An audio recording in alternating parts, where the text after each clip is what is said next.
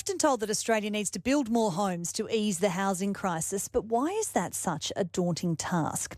Well, the Committee for Economic Development of Australia has found that Australia is building half as many homes per construction worker as we were back in the 1970s. And a new report out today, the public think tank says that the downfall of infrastructure projects is down to the complexities around land regulation, Australia's tax settings, and also the dominance of small construction businesses in the industry. The Chief Economist, Cassandra Winzar, is with us now from Perth. Cassandra, hello. Hi, good morning. Let's unpack the reasons why the Australian construction industry is not keeping up with demand. What have you found?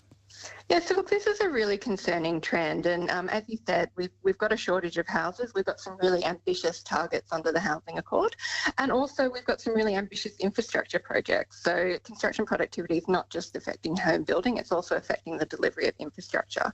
But we're finding it harder and harder to actually get things built. So while the rest of the economy, has increased productivity over the last few decades, the construction sector hasn't, and that's been really difficult. So we're having trouble because we've got really small firms that don't really take into account, they can't get the benefits of economies of scale, of innovation and technology, and that means we're actually finding it more difficult to build homes than we were 30 years ago. Can we dig down into that a little bit? So you're saying small construction firms, are these the firms that are probably building houses and doing renovations and they're not then doing major developments? Is that what you're saying there? Yeah, so when we look at the structure of the construction industry, it's actually quite different from other similar industries such as manufacturing. So when we look at construction, 99% of firms in the construction sector have fewer than 20 employees, and actually the vast majority have fewer than 5. So it's a sector that has a lot of contracting arrangements, so there's lots of subcontracting going on, and lots of very small firms that are operating in very specific geographies. So there's not a lot of firms that operate across the country, across states. And that's partly because our regulations and tax settings really incentivise firms to stay small. But the problem is that smaller firms are less productive. Yeah, that's interesting. The other thing I think you've brought up in some of the findings there is that our regulation and complexities around land regulation are holding us up. Can you explain that? Yeah, so Australia has some of the most complex land use regulations, so where and how we can build houses and projects. They're really decentralised, so a lot of it isn't controlled by local governments, and that means we have hundreds and hundreds of different sets of regulations across the country. So firms tend to get highly specialised in order to understand the regulations of the very small area that they operate in.